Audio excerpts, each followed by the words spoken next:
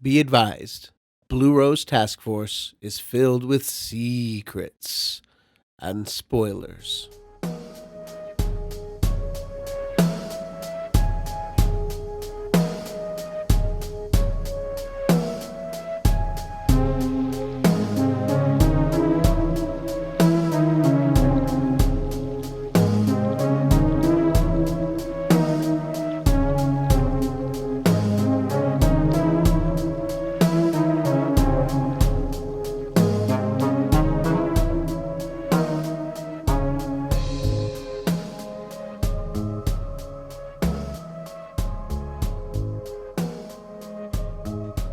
Welcome to the Blue Rose Task Force podcast, where we look deeply into Twin Peaks as a whole, one episode at a time, using the full scope of the show Twin Peaks and all its official media.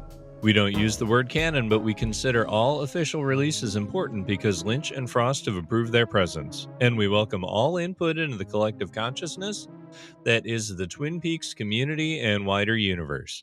This podcast is a watch-along podcast for those who've seen all of Twin Peaks, including the third season, which we consider as we go along.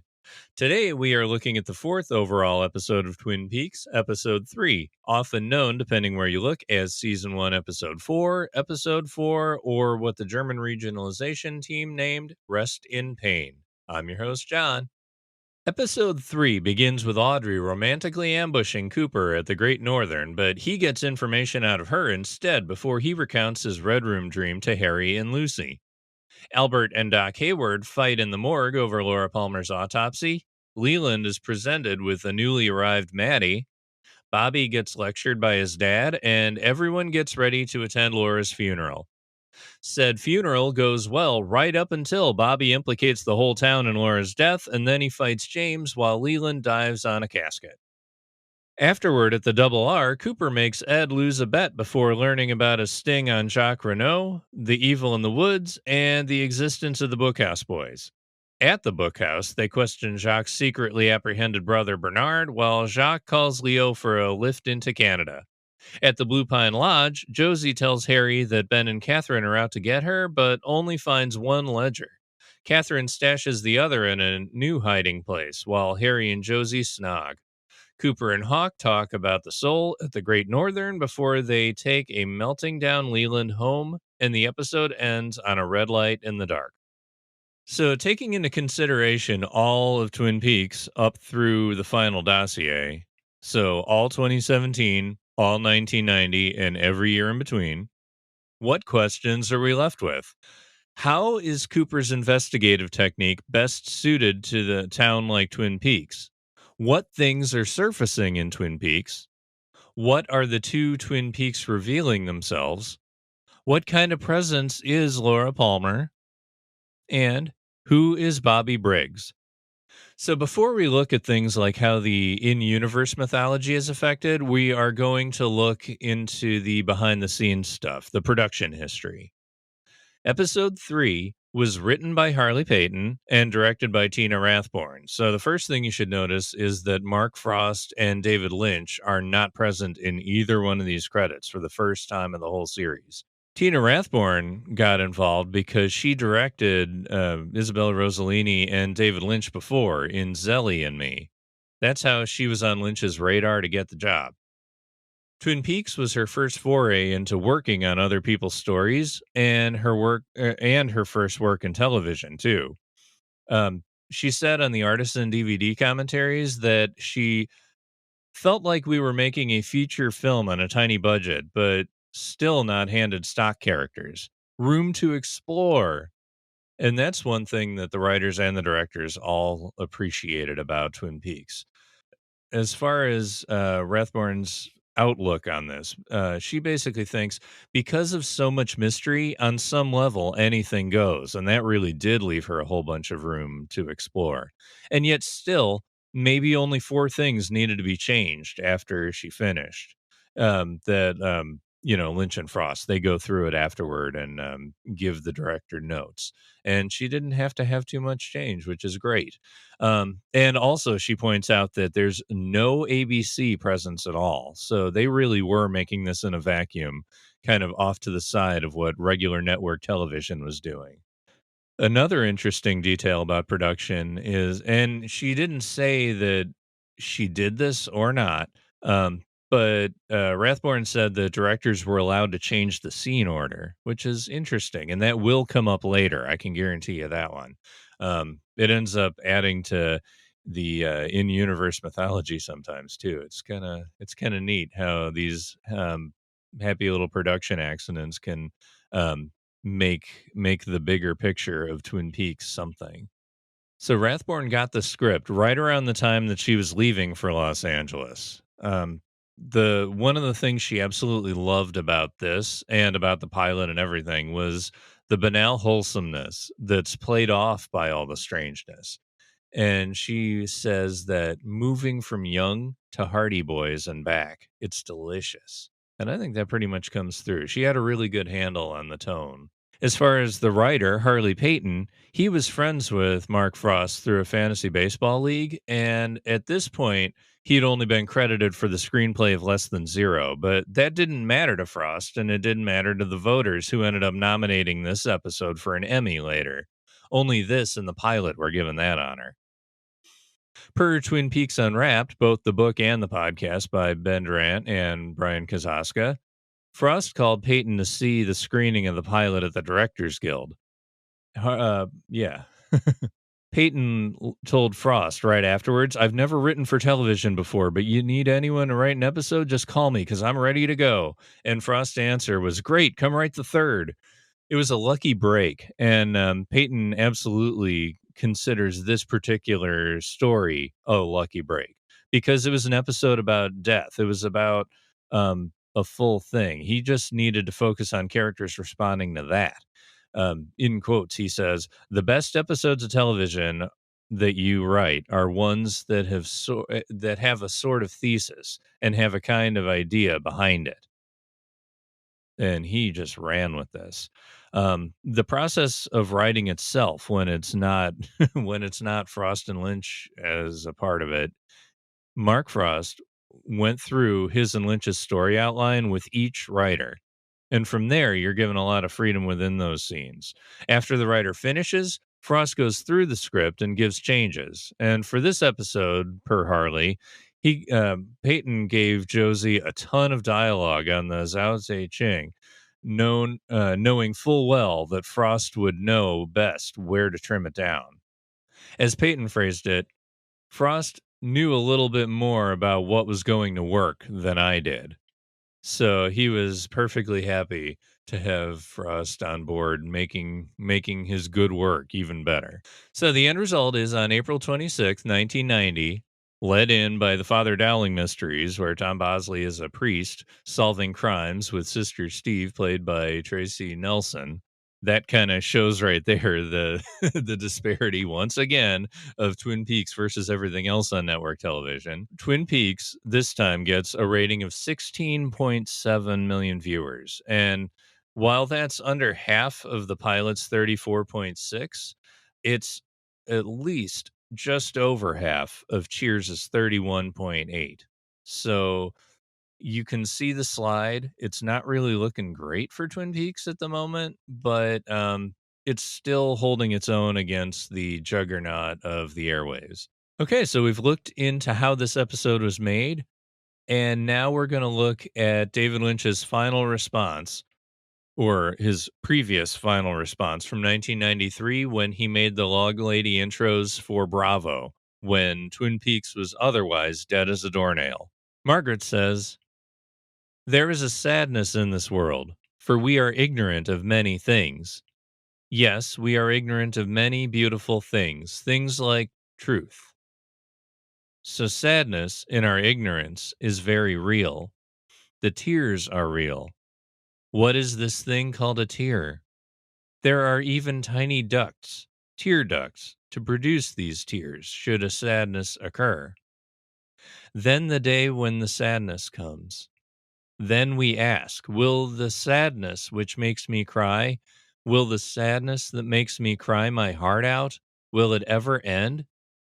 The answer, of course, is yes. One day the sadness will end."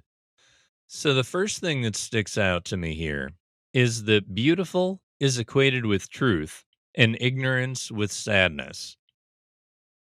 And it's in the sadness is actually in our ignorance, according to Margaret's words. To rephrase it, one day ignorance will be replaced with truth from understanding, from being a detective, which from a previous Lug Lady intro I've said means you take the time, you learn the reasons behind things by experiencing them through time. The other thing that sticks out from this intro is the tears are real. So the sadness takes time, and our bodies are designed for this process.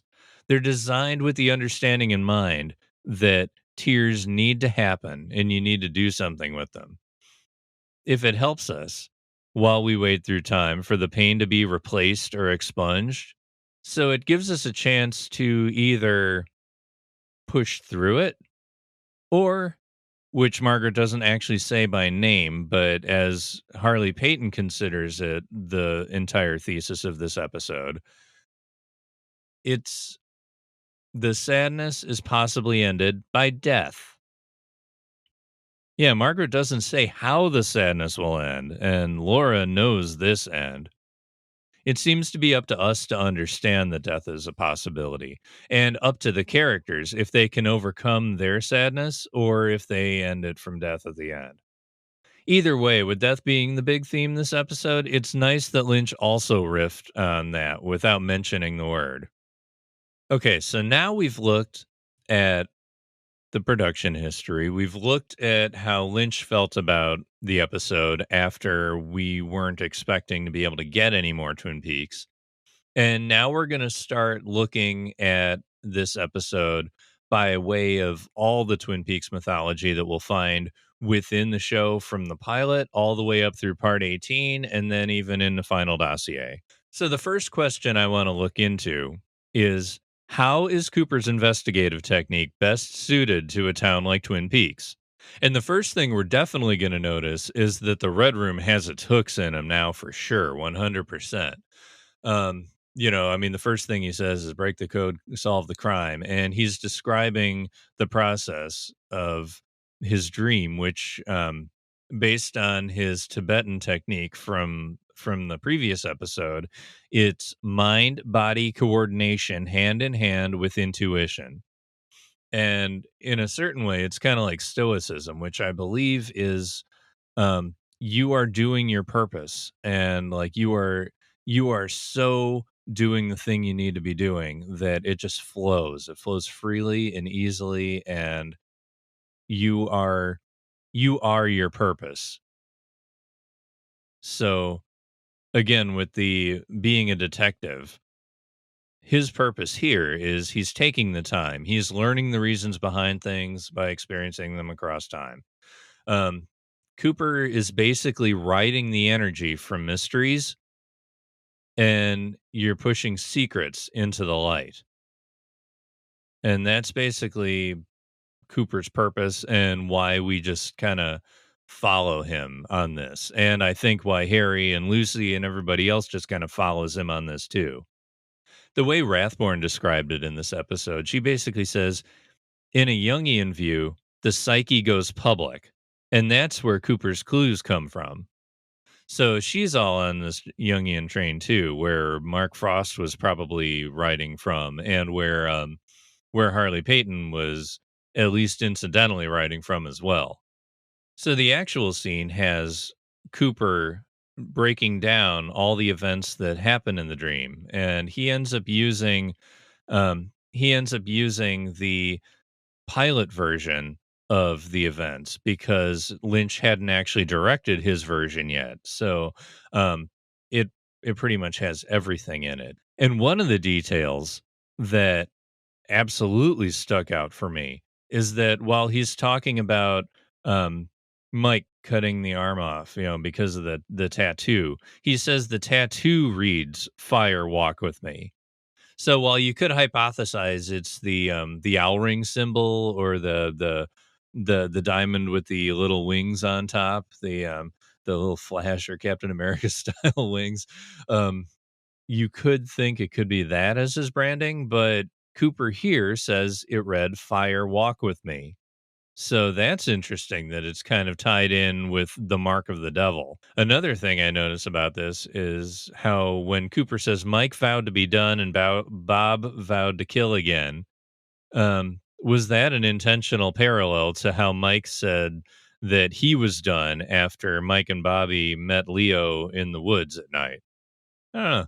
It's just the way things rhyme in this place. So anyway, after Mike shoots Bob, Cooper starts saying this. Do you know where dreams come from? Acetylcholine neurons fire impulses into the forebrain. These impulses become pictures. The pictures become dreams. But no one knows why we choose these particular pictures. After that, he describes the Red Room portion of the dream, but I'm thinking of another one. There's another Log Lady intro that we talked about where ideas are like men, but pictures are basically rendered ideas. So it's again kind of associating that these impulses are part of your brain and then they become things. They become characters in the Red Room almost. It really feels like it's getting more codified that these dream characters are at least ideas brought to life. Okay, so the next question we're going to look into is what things are surfacing in Twin Peaks? So it's a script that ponders death, and there's all these characters reacting to it in various ways. And, obviously, we're going to get to Laura and Bobby later because they've got a little bit meatier role this time. But there's so many other townsfolk that are reacting to it. And while they're doing that, things are coming to the surface, like whether it's plot relevant details like Norma's husband, Hank, coming up for parole, or Leo's rap sheet, and that Shelley will vouch for him if you ask her. It's like we're learning more about Leo that way. And yeah, like there's plot stuff like that all over the place along with I'll just take a quick tangent with Leo's rap sheet. We get Cooper both saying ducks on a lake, which is those random little observations of the town that Cooper just falling more and more in love with Twin Peaks. And also you're lying, which he says to Leo here, and he'll say again through Dougie about Anthony Sinclair over in season 3. Yeah, so I've said Mark Frost is a Jungian, and they're all into dream analysis. Like they look into the symbols and the archetypes of things within dreams, and they kind of allow the truth to rise up to the surface. And you kind of integrate all those details together to get better understanding of yourself. And I mean, you can kind of see that in a more metaphorical way of all the details here, as people either kind of wake up into themselves a little bit more or get closer to being able to do that. Or really, the plot itself is kind of coming into that focus too. And we really are supposed to use this mystery like we're integrating all the things together into an answer one day. And because Cooper is really good at that, of about noticing all these details and getting to a truth, we see Big Ed lose a bet because Cooper figures out right away that Ed and Norma are interested in each other, let's say. And Audrey in particular is revealed by Cooper. The very first thing we get is the same Twin Peaks theme song is playing. It's this super pleasant vibe. It's like really early in the morning. The Great Northern is completely lit up. We've got the Twin Peaks theme playing. It just feels like super blissed out, and Audrey is no different. She is definitely blissed out while she's waiting to love ambush Cooper. She wants to like give him the best impression of her as she possibly could. And it's a great scene and she's great in it, but Cooper already knows that this is not the mindset to survive in the darkness. And because she gives this note about one-eyed Jacks, it's like it's like how he said to James the other episode, James, what kind of dangerous game are you playing? You know, it's like he wants to protect these people that are super positive and in this like frequency that like doesn't see darkness. And the One Eye Jack's card obviously is foreshadowing her already planned arc in One Eye Jack's. So it's almost like Cooper knows that that path is coming for her. As far as Rathborne says, everyone believed Audrey and Dale would become a couple. The kids were in innocence of America, and that innocence was seducing Cooper's innocent side. So again, that's kind of saying, you know, right here, Audrey is definitely seen as innocent. And I mean, okay, so Ben Horn, you know, he Audrey even says he named the department store after himself. Audrey needs a male role model badly, and she's kind of like Cooper's imprinted on her, but I think it's more about being a male role model than it should be for romance. You know, especially considering the age difference that back in 1990, nobody was considering terrible. But anyway, right here, Dale is actually using Audrey's attitude toward him to his absolute advantage. You know, he compliments her on her perfume, and that right handed slant indicates a romantic nature, a heart that yearns. Be careful. So he's considering the um the feelings he has for her, but he's also kind of, you know, trying to get to the bottom of the investigation. So she gives him the more details about Laura, more about One Eye Jack's, and that Audrey knows about it. He knows now that Laura worked at the perfume counter, and basically, if he can get the information out of Audrey that easily, she doesn't have enough skills to protect herself from the dangers that she's like leaning toward dabbling in. And he definitely has a fondness for her, which you can see pop up later at the funeral when he kind of smiles at her. Okay, so coming back to Johnny Horn now, he is he's kind of surfacing at this point. We see Johnny removing his headdress himself after being coaxed by Jacoby to do it. Um, First of all, it's to me, it seems kind of like what the golden shovels thing is going to end up being for Jacoby. So, like, even though he admitted last episode that he was checked out from this whole thing, um, he is he is helping Johnny, even if it's like because Laura woke him up or whatever. Um, he is he's helping Johnny, but Johnny is accepting the help and he's actually listening to someone. Maybe it's because of the connection with Laura. Laura unlocked Jacoby. Laura unlocked Johnny.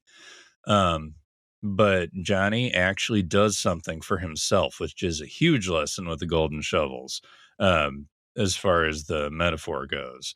You know, like basically, something happens to you, you recognize that something happened, and then you start to do something about it, or you don't. In this case, Johnny is actually doing it by taking away the thing that's covering him up.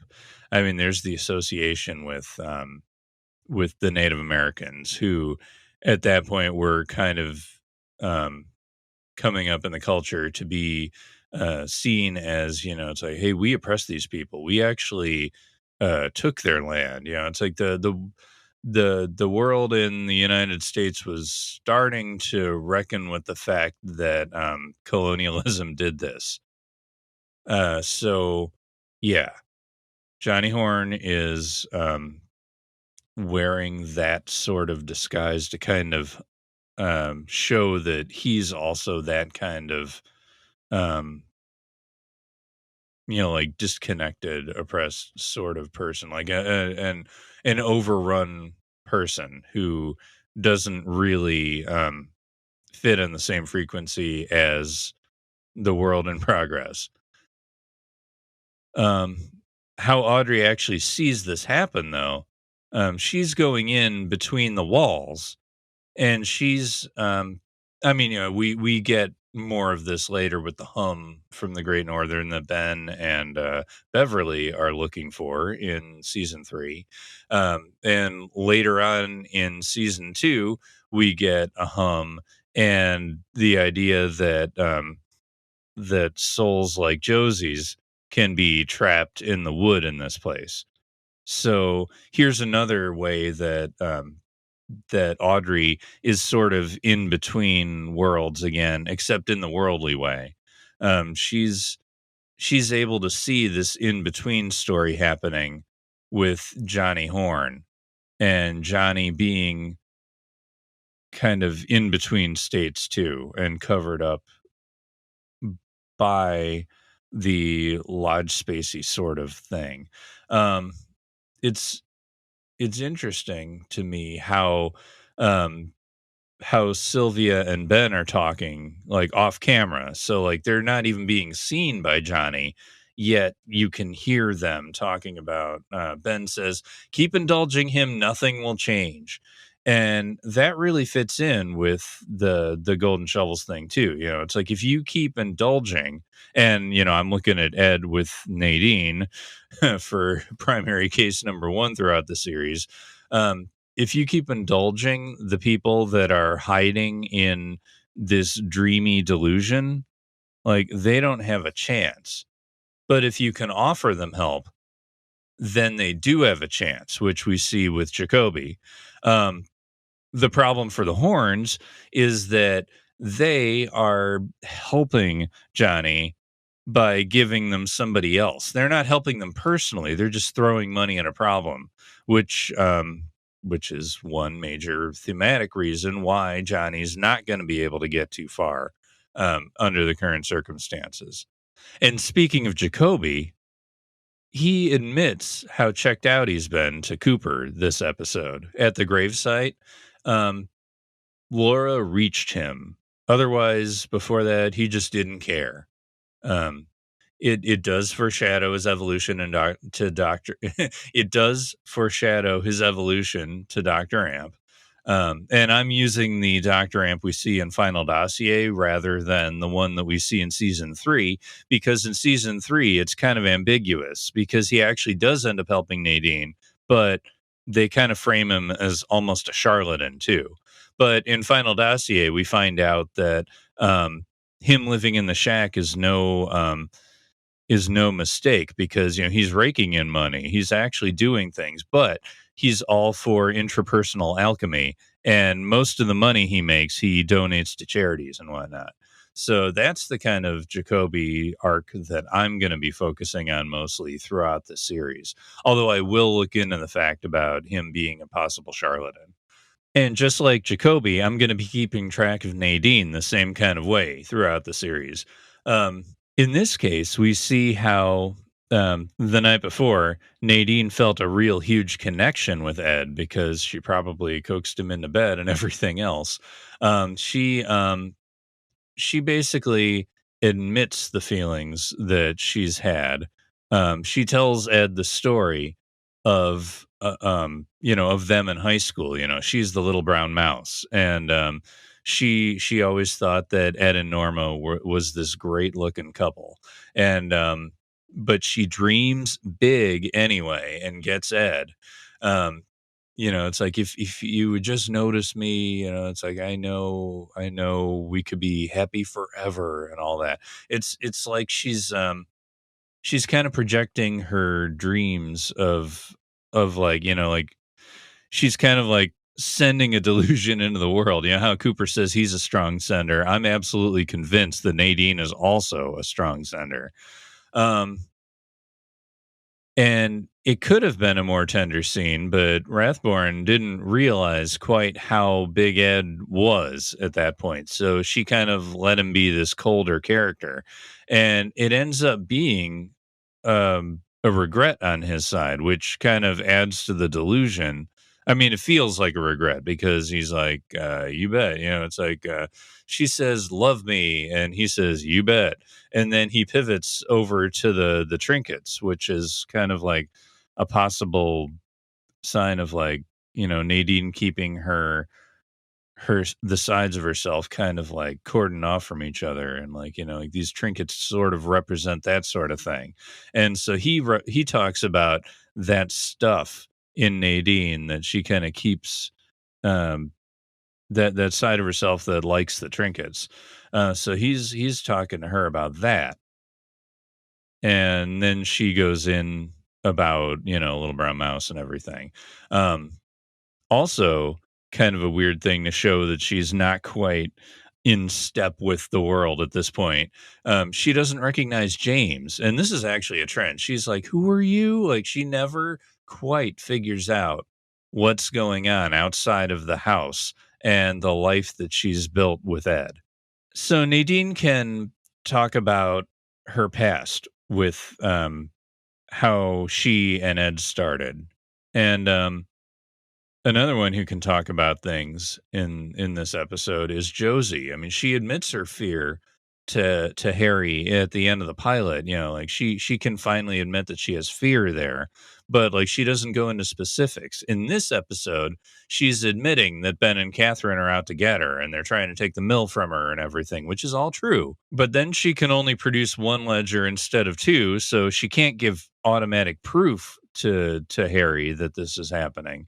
And it's really fitting because she's only telling Harry one half of her story here.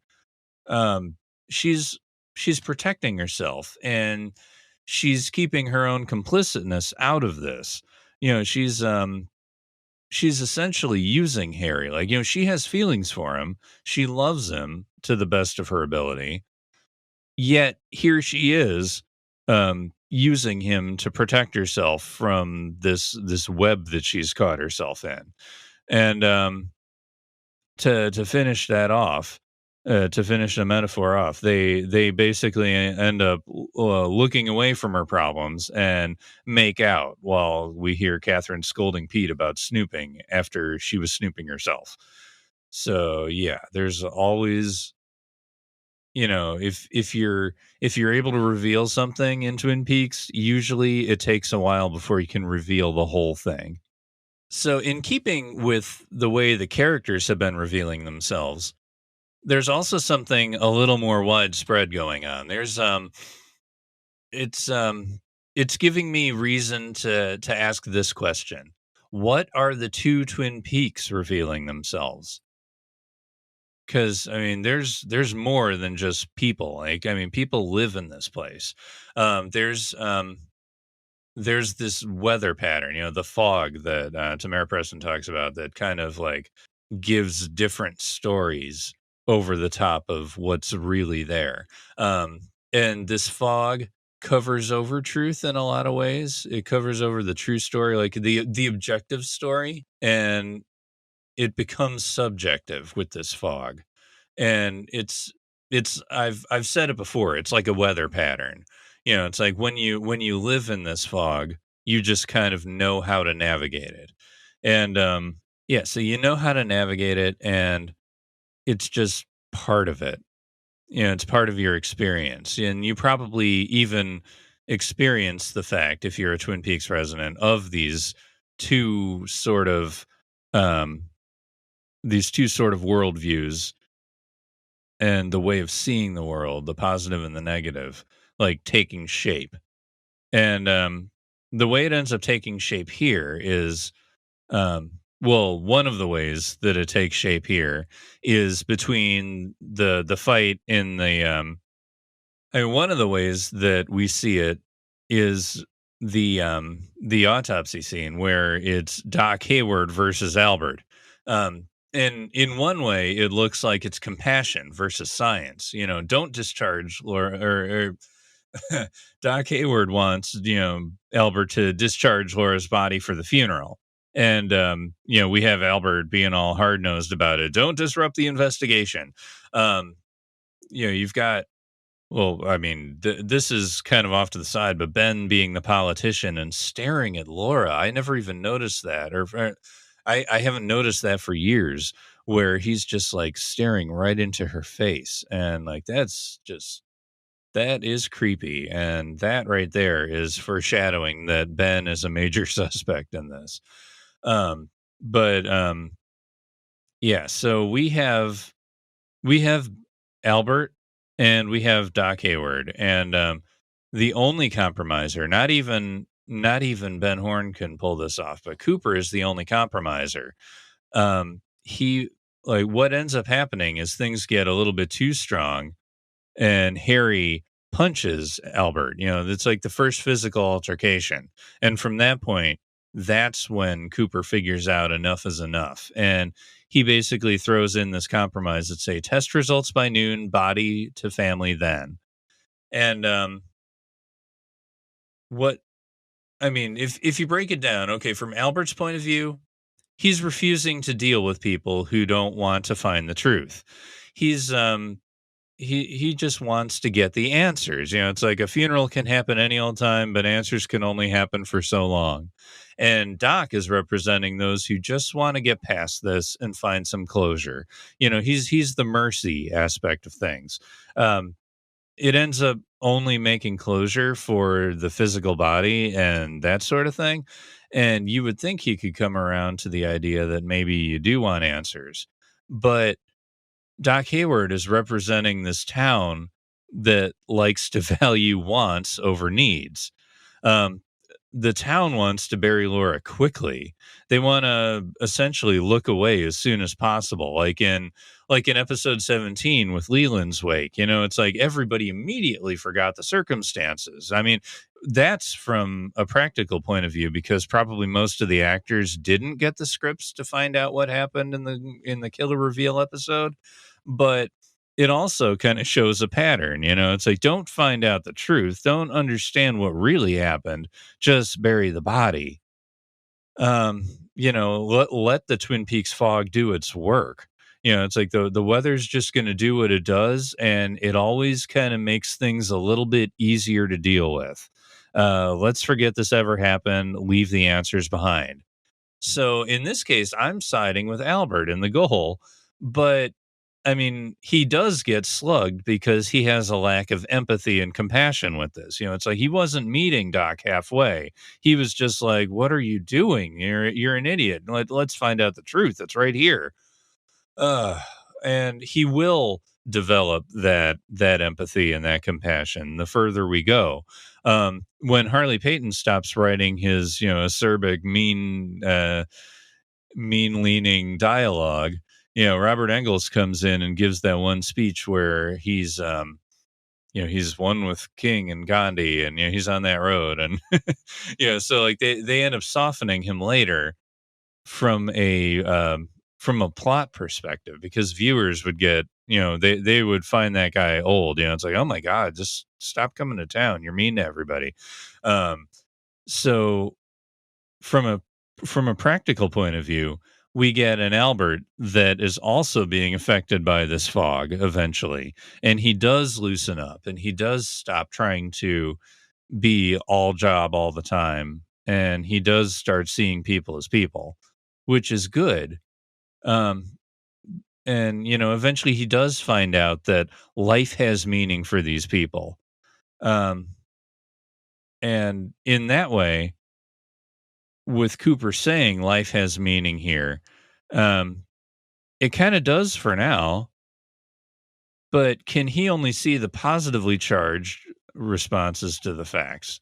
It's like he can see that the murder happened, but I mean, the murder always, uh, physical things happen all the time. And it's just a matter of do you see it through a positive point of view, a negative point of view, or kind of a balance between? And in this way, I think he's only kind of seeing the positive side of things the way Doc Hayward has presented it. Um, Cooper loves this place. It's like he talks about the feeling of maple syrup colliding with ham and all, and like he talks about real estate, and Judge Sternwood calls him out in a few episodes. It's like, well, if heaven require, if heaven has like multiple homicides and da da da, you're in luck. So yeah, Cooper has this very positive leaning delusion about the town at this point. But it's also possible, in a way, that Cooper is seeing both sides of the situation. There's the scene later with the Bookhouse Boys, like being introduced to the story.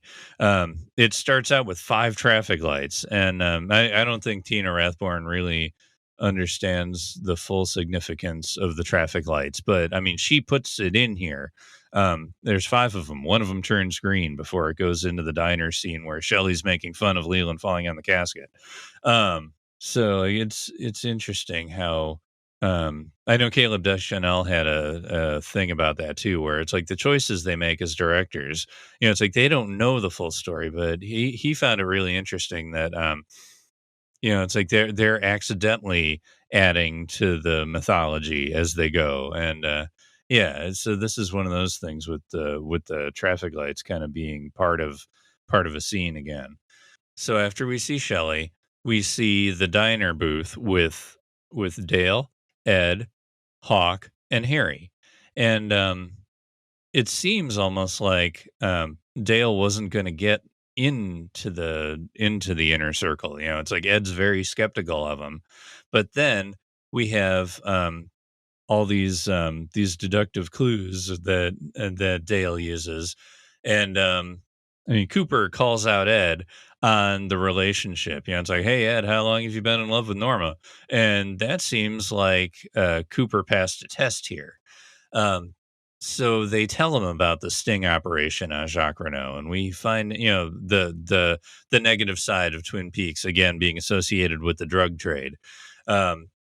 So we find out that Ed's part of the operation, and Cooper, he's all like, "Yeah, I didn't know you were a deputy." Basically saying like, "I understand something's going on here, and I'm calling you out on it, but I'm not, I'm not calling it a problem." So anyway, we get to see another side of Twin Peaks kind of rising out right now. It's like all the stuff I've been describing as weather patterns. It's kind of getting defined here. It's getting a shape. It's getting pinned down on whether it's a positive or a negative frequency that we're being talked about here. Harry and I want to read this whole thing because it's all important. Harry says Twin Peaks is different. A long way from the world. You've noticed that. That's exactly the way I like it. But there's a back end of that that's kind of different too. Maybe that's the price we pay for all of the good things. There's a sort of evil out there. Something very, very strange in these old woods. Call it what you want, a darkness, a presence. It takes many forms, but it's been out there for as long as anyone can remember, and we've always been here to fight it. Men before us, men before them, more after we're gone. And then Cooper interrupts with a secret society. Later on in Secret History of Twin Peaks, Frost equates this with the Masons and, other kind of secret societies that seem to be, fighting the good fight against the darkness. And Frost puts a pre-Western expansion. That's how far before this it's happening. And then it reminds me of like the evil, call it what you want, a darkness, a presence. It takes many forms. It takes many forms. Kind of again reminds me of ideas like men. So like these forms, it's kind of like the darkness that fires into the world take the shape of this evil, whether it's through drugs that they're investigating or whether it's in the shape of, a long haired man that inhabits lawyers, like there's all sorts of ways that you could kind of see things taking shape in this town. And it reminds me of how the woods kind of take their own shape too. I mean, you've got Glastonbury Grove. You've got the place where the fireman has his portal. It's like there's different ways to go into other worlds in there. I mean, the Dutchman's in season 3. There's all sorts of things about the woods themselves that are physically also kind of multiple realms. I mean, Bob comes out through Glastonbury Grove at the end of episode 27. I mean, it's just yeah. There's a lot, and it seems like we have these guys that can transition frequencies. It's the Bookhouse Boys seem to be able to see this negative frequency all by itself, and also be part of the world. And it kind of reminds me of how there was this thing foreshadowed in the access guide that we'll go into later. It's called the Passion Play, and it's basically this you know it, it's um it's a tour guide book. And they talk about the Passion Play being this really mysterious event that happens like every 5 years or so. And it it's really heavily implied that it's like, they make it seem like it's, like a camping event or something like that that happens overnight one night, randomly. And at the end, there's this ceremony where you get a sword and a shield and like all these things that end up, it's kind of like a replenish the land sort of a ceremony. And yeah, they basically sell it like that. But we know deep down, based on things that will happen in episode 29, that it's probably closing off the lodge again or something like that. Um, but we don't get to hear about that because that's all in the negative frequency. And the people in the town only see it like it's some weird event. And, they know about the mysterious Bookhouse Boys by name, but like they don't know anything about them. So, like, the secret society works in plain sight. Yet here it is, kind of tucked away in one of the weather patterns of Twin Peaks that you can't see unless you're in it. And one of these places that you would see but not know what it is, I mean, the Bookhouse all by itself, it's just basically a used bookstore as far as I can tell. And here they go into it, and Cooper goes willingly, by the way, into this place, and he starts questioning Bernard Renault, who has been secretly apprehended, not through law enforcement means. Um, and then we finally meet Jacques Renault while all this is happening, and he sees a red light on the top of the roadhouse blinking. And that red light, which has been up to this point kind of associated with negative things, is protecting its own here. And Jacques knows to call up Leo, who's wearing a chevron sweater. So we have imagery here protecting the negative side of Twin Peaks. Okay, anyway, here we are. And we're almost an hour into this recording, and we haven't even talked about the funeral yet. And I'm going to be talking around that I'm going to be talking around that for sure with the question, what kind of presence is Laura Palmer? And I know I ask it every single episode, but it's absolutely necessary every episode so far. Um, so, what do we learn here? First, we get details from Audrey. We weren't friends, but I understand her better than the rest. And that ties her into Elle's idea that the horns are kind of a placeholder for Laura and her family relationships. We also find out from Audrey that she works at the perfume counter, which we know from before that that's how Ronette, or that's where Ronette entered the story too, because she also worked at the perfume counter. So we're connecting victims together, even though Ronette gets sidelined again. And the sidelining of Ronette is a huge problem with me as the story goes, because I mean, we're great at giving Laura agency in life, and yet here we are. Every single time Ronette comes up, she's basically the victim, and we're investigating something else. So yeah, not really cool, but for the time, 1 out of 2 is pretty amazing. Later on, we get Maddie's arrival. We see Leland getting an injection, like probably some sedative for before the funeral. And he's watching Invitation to Love, which parallels hints that Maddie could have like these ghost-like properties, or that, like, at least thematically, she is completely invoking Laura. Um, we have Leland being drugged, so he's got a fog over him, over how he perceives the world. Yeah. um, I suspect that this kind of invitation to love, the way they used it here, how it's so on the nose, is probably the stuff that Lynch liked less than the ambiguous stuff. Um, but as far as it goes here, it really does frame the scene seriously. Um, Jared, the main character from Invitation to Love, right then, he's writing a suicide note to his daughters, and we first see Maddie on screen. It's like we hear her, and then when we see her, we hear Jade interrupting Jared writing his note. She's basically saying, "Daddy, it's Jade." So a daughter shows up to the grieving father, and or the father who's in pain. And here we have a girl showing up in front of a father who's in pain. Um, and like Leland asks her twice, "Madeline, Maddie, is it you?" And like the most she does is a head nod, and then she says, "Uncle Leland, I am so sorry." So like she's not even saying yes to his question. It's just like it it's told ambiguously, even though like we get the answer, it's told ambiguously, so it's still got that kind of fogginess to it.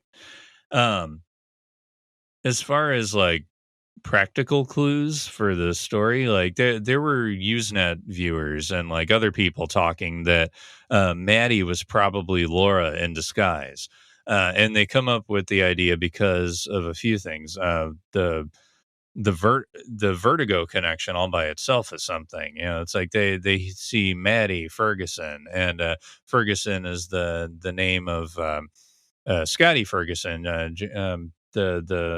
the male role in Vertigo, Jimmy Stewart. And then Maddie was the name of Kim Novak's character. And you put them together, it's like they just liked um Harley Peyton basically said in The Essential Wrapped in Plastic by John Thorne that it people he was really glad that people went as deep as they did because it was really interesting. But it's like the viewers overdid it, because as deep as Peyton and they were thinking, they just liked the movie Vertigo, so they took the name. In this case, just one more happy accident. But the other reason why I think, besides the fact that Cheryl Lee is playing Maddie Ferguson, is that end where like she's crying hard.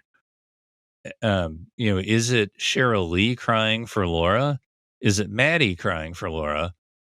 Or is it kind of like the part of Cheryl Lee that is Laura crying for herself? Like there's so many meta vibes about how when she embraces Leland, like how that crying could be taken. So next up we get Albert's forensics report. It shows that cocaine was in her diary, and it's also in Laura's toxicology report, which means that Laura had a habit. The sometimes my arms bend back connection to Cooper's dream. Um, Laura was bound by two twines, one in this place and one in another place, and that's what makes Cooper think sometimes her arms bend back. Um, there's the pumice soap that the killer used, and he washes his hands, which anybody who's seen Fire Walk with Me knows exactly what I'm referencing there. Before he leaned in for a kiss like this, it's just so creepy. So he washes his hands, he keeps a clean house like that, and then he has a relationship with Laura where he feels like kissing her is a totally reasonable answer. So he's probably the third man, is the thought. Um, then there's animal bites and scratches, which will lead into the Waldo clues. And then the plastic that was from her stomach that still needs to be analyzed, that will turn into a plot point in the poker chip piece. Yeah, so not much of what kind of person Laura is, but more so clues to how it was when she was murdered. On to the funeral. So as far breaking down the funeral scene, we have the pastor speaking, we have Bobby lashing out at the whole town's culpability. He gets in a fight with James, and then Leland jumps on the casket. So breaking it down, first of all, the access guide has the Palmers as Lutheran. So I looked into that a little bit, and basically the family saves eulogies for the final repost.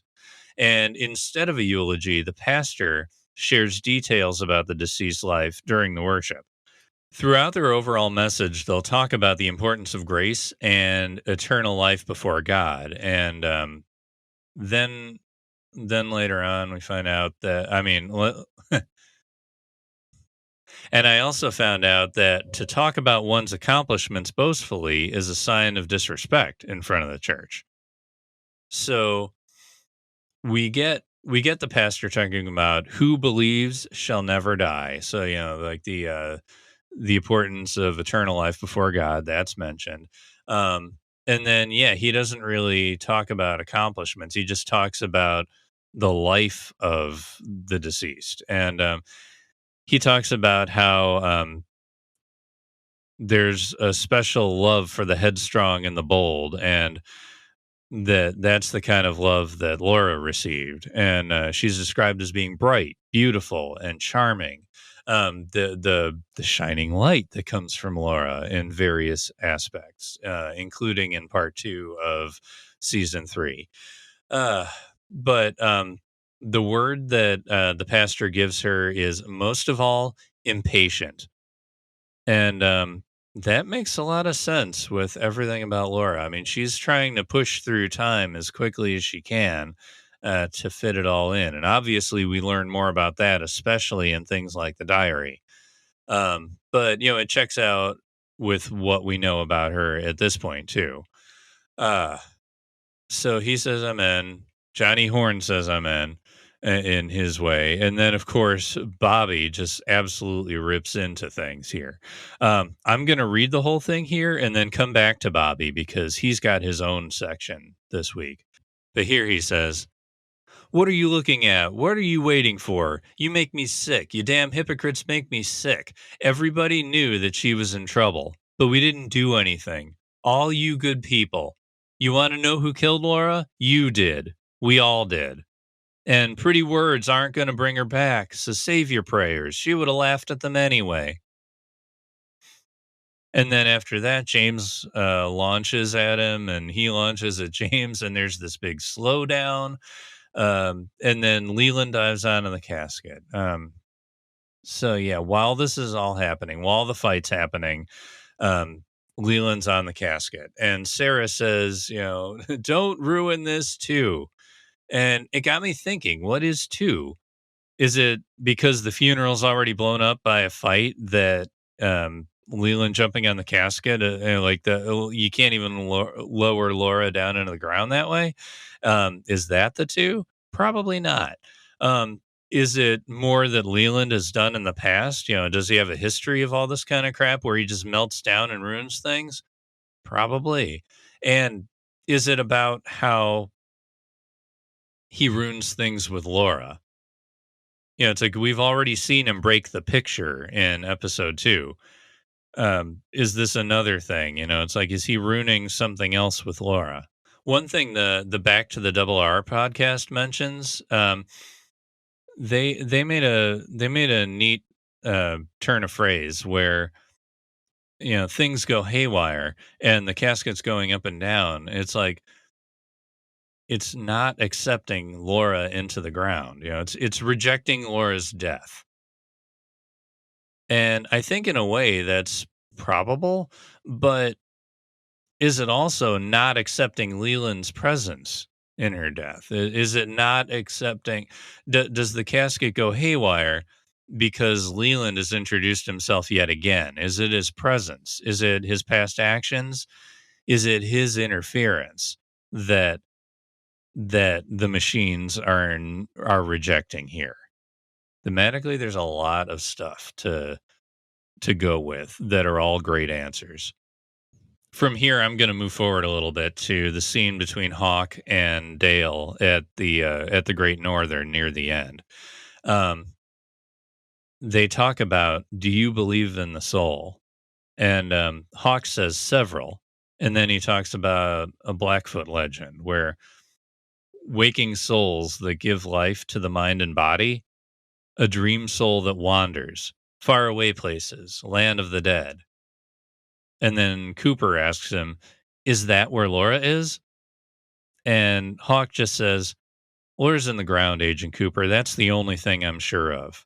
And then they toast to Laura. So it leaves a lot of possibilities, but then, anchoring it in the fact, the only thing we know for sure is that she's dead and she's in the ground. Is she a waking soul? Is she a dream soul? There are so many implications here, especially considering Lodge Laura has already shown up.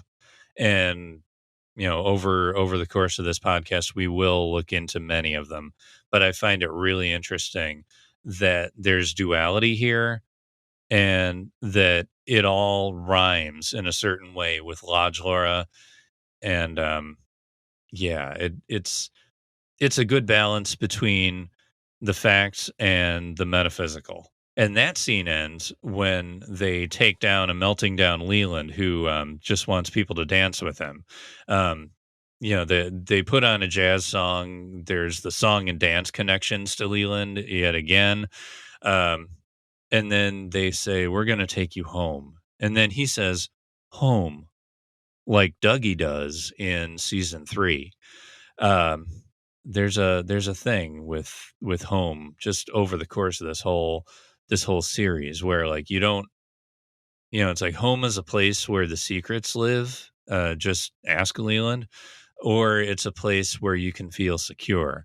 And it's kind of a meditation on what is home and what can home be for you. And like they ask almost every single character what that is. But of course, for Leland, that home kind of ends on an ominous note because the episode ends on the traffic light, just sitting there, shining red into a darkness. But even though the episode ends, I've still got some stuff to talk about here because I have to ask, who is Bobby Briggs? So before this, we know he's a jerk. We know he's part of the drugs situation. We know that he smokes at home, regardless of what his parents tell him, or his father tells him, I should say. And in this episode, we get a scene with his father. We get a scene at the funeral, and there's all this stuff that you think about now, where he turns into the police officer in the future. Right here, he's the public but bad relationship with Laura. And then James is the secret but good relationship with Laura. And you can kind of see, like, when they attack each other, there's this slowdown that happens. And slowing down kind of puts things on a negative frequency, as we'll see in the future. Like, like the murder of Maddy has a whole bunch of slowing down things. Like the weather pattern of a negative energy in Twin Peaks kind of like makes the perception slow. And Rathborne didn't do that for any other reason besides she didn't like the scene at normal speed. It didn't move her enough. But then when she slowed it down, it ended up feeling absolutely right. And it did resonate with her. He's kind of the bad guy here in a lot of ways, or seen as the bad force for Laura. But we'll see as we go on that Laura did this to him. Ali Sharaba in her article, Bobby Briggs and Laura Palmer, a love story. This is a Bobby that we get after years of Laura using him and humiliating him, and he let her control him, and he ends up being closed off from where he was when he began the relationship with Laura, which Ali described as a young man who was kind and gentle and in touch with his emotions. So she goes on later in the article to say he doesn't excuse himself from this, that like when he says we all did, when he says we all killed her, basically, it's like he doesn't excuse himself from this, but he simply cannot stand by and watch the funeral proceed without forcing everyone to acknowledge their own culpability in Laura's death. It's an exercise in self-flagellation of sorts, and a way for him to let out all the emotions he's bottled up for so long. But it's honest. Bobby is not wrong when he tells the priest that Laura would have laughed at his prayers. And Ali Sharaba basically goes on to say that that Bobby is essentially another victim of Bob, even if it's kind of a bank shot way through. We will get to his emotional availability later, and we kind of see his emotional intelligence now, except that he doesn't necessarily realize what he feels until it's already happening. It's like it's just like how in the future we'll see, Shelley says "I love you" to him, and he says, "I guess I love you too." It's like he's very much in the moment, and he knows things, but he doesn't know that he knows them until he looks right then, and then he'll be just as surprised by his feelings as the rest of us. Self-reflection will come later for Bobby, but now he's still been beaten by Laura, and this is kind of a breakthrough moment for him. Essentially, we have a guy who, well, let's go back to his relationship with his dad. Sharaba also wrote an article about the complicated relationship between Bobby Briggs and Major Briggs, and she says each of them, in their own way, is filled with secrets, and for various reasons, they are completely unable to communicate, which we definitely see earlier in the episode. And I wonder, was the Major queuing up Bobby to have this revelation about himself? He starts out by saying, in this episode, Briggs says, responsibility to the dead, to our own actions, with ceremony, understanding, learning to carry on without them. And basically, don't be afraid of the funeral. Don't be afraid of death. Show respect.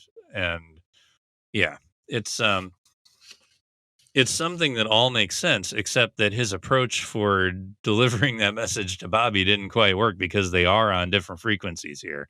And, this is when Bobby says, afraid, I'm going to turn it upside down, which is an inversion. Again, it's backwards energy. It's from a guy who is still literally smoking right there, even if it's a filthy habit. And, he's being flippant with the crucifix imagery before that. And it's just interesting that that Bobby is still kind of in this negative way of seeing the world, but he's got a way out. In a way, the Major's wish for Bobby to have closure and healing turning into an outburst of learning. I mean, it turns into an outburst of learning. Bobby learns about himself, and he's able to express something, which at this point he's not built for anymore, thanks to Laura just pushing on him. And we'll definitely look at that more with Bobby and Jacoby's upcoming scene in a few episodes. Though from here forward, now that he's had the outburst, Briggs has visions for Bobby that are frequent, and it kind of uncorks the bottle for Bobby in all the best ways possible. And it's not just us liking his character. He ends up, it's one moment at a time, leading to the guy who ends up being good for his daughter and being an upstanding lawman in society. All right, well, that's all I've got for now. All that's left to be said is, you have been listening to the Blue Rose Task Force podcast, a production of Ruminations Radio Network and TV Obsessive Radio.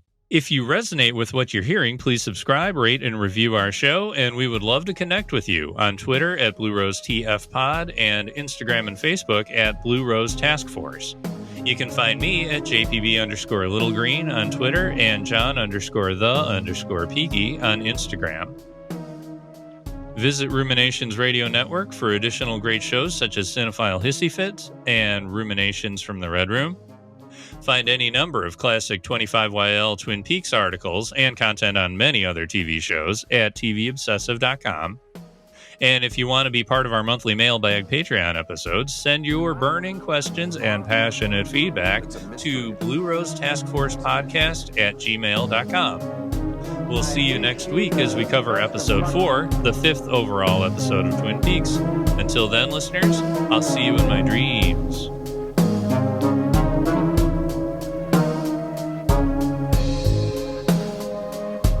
It's a way to kind of deepen and expand the universe that the show takes place in.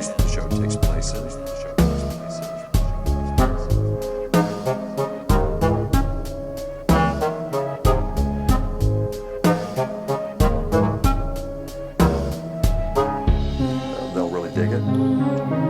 This is a gift to all the fans. Golden sunshine.